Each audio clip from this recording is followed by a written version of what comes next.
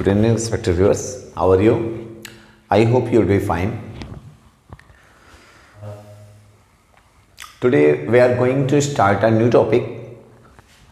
Uses of helping verb was and were. अपने previous video में मैंने आपको helping verb is, am and are के यूजेस के बारे में एक्सप्लेन किया. आई होप आपको बहुत अच्छी तरीके से समझ में आया होगा. अभी हम क्या करते हैं, वाज एंड वर के यूजेस को देखते हैं, जिनको कि पास्ट कंटिन्यूअस टेंस में मीन्स पास्ट प्रोग्रेसिव टेंस में यूज किया जाता है. ओके, चलिए सबसे पहले हम इसकी आइडेंटिटी देखते हैं, इसको आइडेंटिफाई करते हैं. इसको कैसे आइडेंटिफाई कर सकते हैं कि कोई भी सेंटेंस पास्ट कंटिन्यूअस से बिलोंग करता है? Very simple.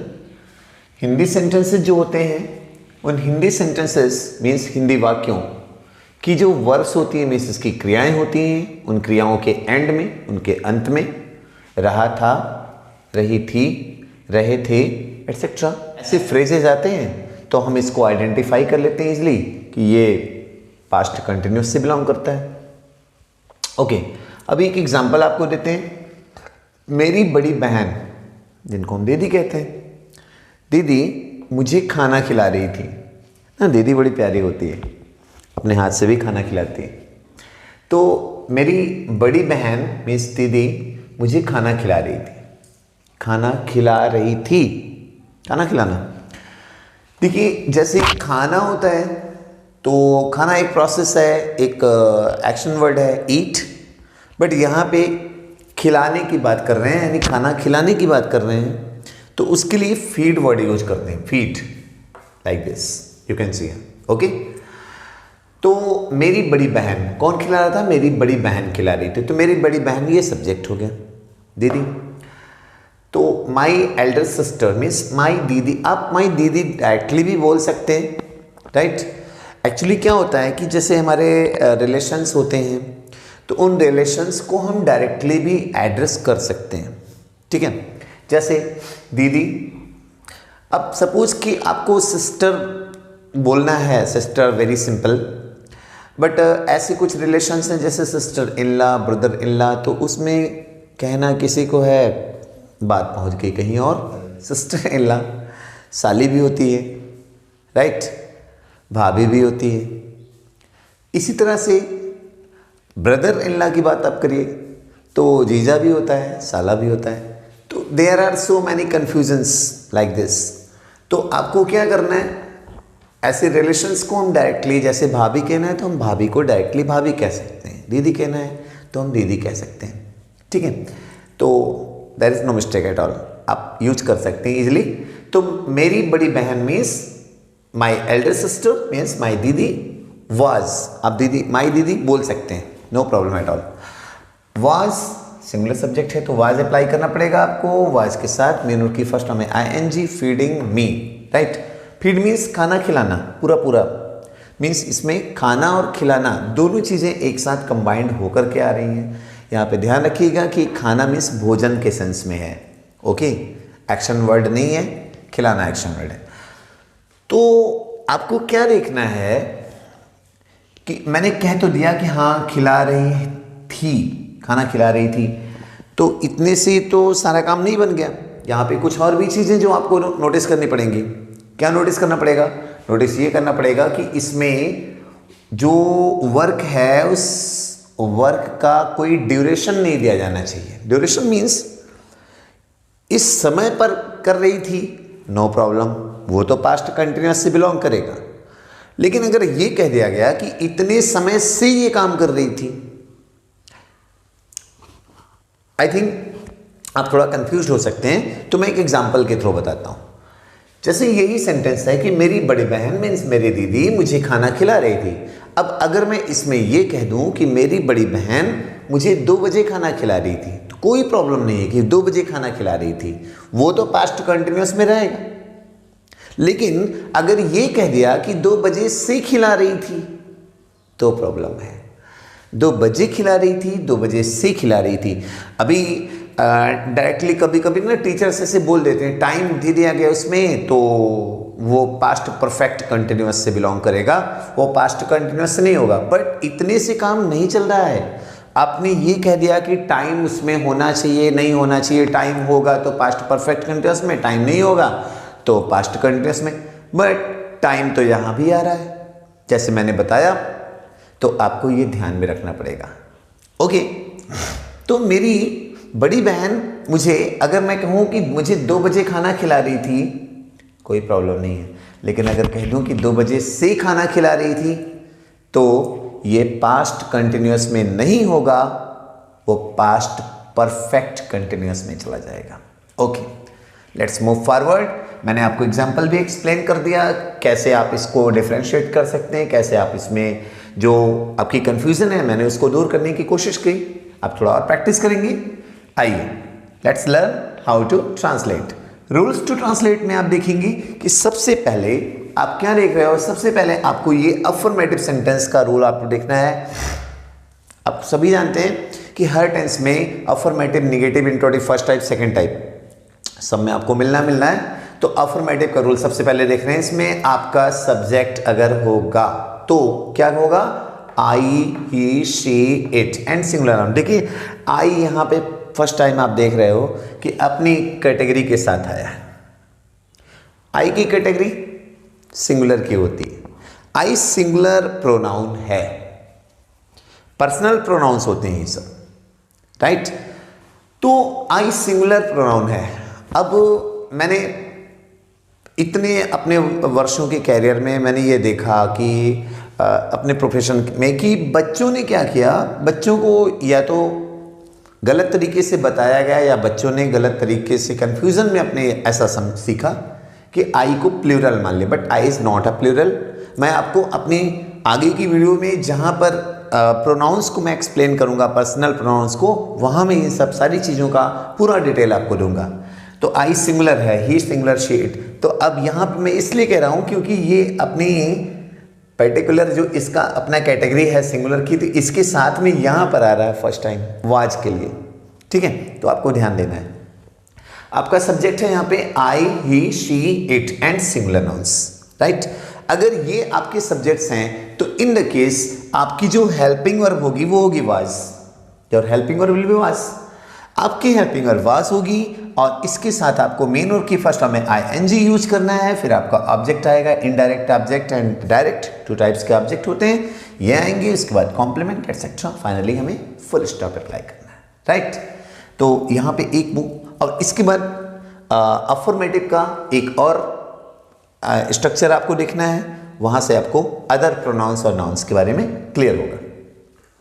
रूल फर्स्ट में मैंने आप सभी को बताया, आपका सब्जेक्ट अगर I, he, she, it and singular nouns हैं तो उनके साथ आपको हेल्पिंग वर्ब वाज का यूज करना है। बट रूल 2 में आप देख रहे हैं, if your subject is we, you, they and plural nouns, अगर आपके ये सब्जेक्ट्स हैं we, you, they and plural nouns, right, तो इन सब्जेक्ट्स के साथ आपको क्या करना है, इन सभी का आप जानते हैं मीनिंग। वी मीन्स हम, यू मीन्स तुम या आप, दे मीन्स वे एंड प्लूरल नाउंस 2 और मोर देन 2, 2 या 2 से ज़्यादा जो भी होते हैं नाउंस वो सब के सब plural nouns.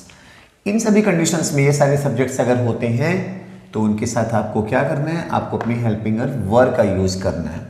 Okay, helping verb का यूज करेंगे, फिर मेन वर्ब की फर्स्ट फॉर्म में आईएनजी यूज करना है आपको, उसके बाद आपका ऑब्जेक्ट आ जाएगा, फिर कॉम्प्लीमेंट एटसेट्रा, राइट।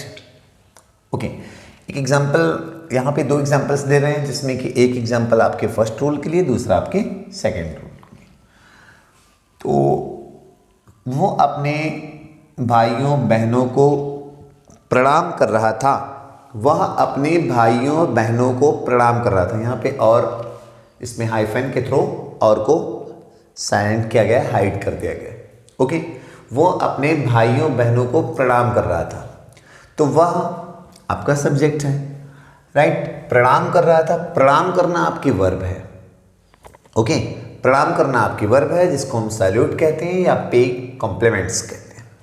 ओके, तो ही वॉज और ही के साथ ही आपका सब्जेक्ट है, कर रहा था है, इसलिए ही वह जो है ही के सेंस में आएगा। अगर कर रही थी होता तो शी आ जाता। ओके, तो ही के साथ वाज लगा, ही वाज, और फर्स्ट फॉर्म में ing, सल्यूट करना, सल्यूटिंग। ओके, या पेइंग कॉम्प्लीमेंट्स, किसको? अपने भाइयों बहनों को, to his siblings. Siblings word है, जैसे हम फादर एंड मदर इन दोनों को कंबाइन करके हम क्या करते हैं? पेरेंट्स कहते हैं, राइट? जैसे फादर और मदर को कंबाइन करके हम पेरेंट्स कहते हैं, वैसे ब्रदर्स एंड सिस्टर्स को कंबाइन करके सिबलिंग्स कहा जाता है। यहाँ पे सिबलिंग्स हम बोलेंगे। ही वॉज सल्यूटिंग या he was paying compliments to his siblings. Got it now? Okay, आपका सेकेंड एग्जाम्पल है। नेक्स्ट एग्जाम्पल, हम अपनी फसलें बो रहे थे। फसलों को बोया जाता है, बोना। तो फसलों को बोना, इसको बोलते हैं सो करना, SOW। सो मीन्स बोना। आपका सब्जेक्ट है वी और वी के अकॉर्डिंग आपने अपनी हेल्पिंग वर्ब यूज करी। ओके, वी और वी के अकॉर्डिंग, वी के साथ आप देख सकते हो we, you, they and plural nouns, इन सभी के साथ आपको वर यूज करना है। तो आपने वी के साथ वर यूज किया और यहाँ पे देखिए वी आपका सब्जेक्ट है, हम, और वी के साथ वर आपने लगा दिया। बोना होता है सो, और सो में ing यूज किया, सोइंग हो गया। वी वर सोइंग, हम क्या बो रहे थे? अपनी फसलें।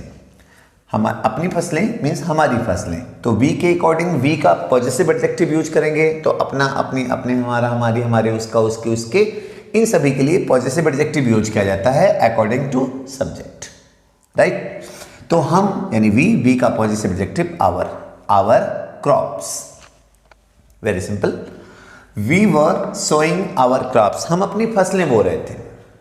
ओके, चलिए, मैंने आपको अफर्मेटिव के पूरे दोनों स्ट्रक्चर्स भी एक्सप्लेन किए और इसके साथ साथ एग्जाम्पल्स के थ्रू इन चीज़ों को अच्छी तरीके से समझाया। अब आप आते हैं अपने नेगेटिव सेंटेंसेस पे। नेगेटिव सेंटेंसेस में कुछ और नहीं करना है, बस आपकी जो हेल्पिंग वर्ब है और मेन वर्ब है ing फॉर्म में, हेल्पिंग वर्ब वाज या वर और मेन वर्ब की फर्स्ट फॉर्म में ing, इन दोनों के बीच में आपको अगर नहीं का यूज आ रहा है तो नॉट आपको लगा देना है। That will be your negative, आपका नेगेटिव हो जाएगा। ओके, अब ये नेगेटिव सेंटेंसेस के स्ट्रक्चर में आप देखिए, सबसे पहले आपका सब्जेक्ट आएगा, राइट? सब्जेक्ट के साथ आपकी हेल्पिंग वर्ब वाज या वर और उसके साथ नॉट आएगा, इसके साथ मेन वर्ब की फर्स्ट फॉर्म में ing। ओके, और उसके बाद ऑब्जेक्ट, इनडायरेक्ट एंड डायरेक्ट, दो टाइप के ऑब्जेक्ट होते हैं, फिर कॉम्प्लीमेंट्स एक्सेट्रा। ठीक है, फाइनली फुल स्टॉप अप्लाई करना है। ये सारी चीज़ें बहुत इंपॉर्टेंट हैं कि आप इन सारी चीज़ों को जानें, समझें। मार्क्स वगैरह कहाँ पर कैसे लगाने हैं। ओके, आते हैं एग्जाम्पल देखिए इसका। सीमा तिजोरी से धन नहीं चुरा रही थी। अगर होता कि चुरा रही थी तो अफर्मेटिव होता, नहीं चुरा रही थी तो नेगेटिव है। ओके, नहीं चुरा रही थी, चुरा रही थी। ओके, तो वर्ब के एंड में रहा था, रही थी, ये सब इंडिकेट कर रहा है पास्ट कंटिन्यूअस को। सीमा आपका सब्जेक्ट है, सीमा सिंगुलर सब्जेक्ट है, इसके साथ वाज लगेगा। सीमा वाज नहीं चुरा रही थी, तो हेल्पिंग वर्ब के बाद आपने नॉट लगाना है यहाँ पे, राइट? ये हेल्पिंग वर्ब, इसके बाद नॉट लगाना है, आपने लगा दिया। सीमा वाज नॉट और मेन वर्ब की फर्स्ट फॉर्म में ing लगाना है आपको। स्टील आपकी मेन वर्ब की फर्स्ट फॉर्म, उसमें ing लगाया, स्टीलिंग हो गया। Money, right? धन आपका ऑब्जेक्ट हुआ, कहाँ से नहीं चुरा रही थी? तिजोरी से, फ्रॉम द सेफ। फाइनली आपने फुल स्टॉप कर दिया। That's all.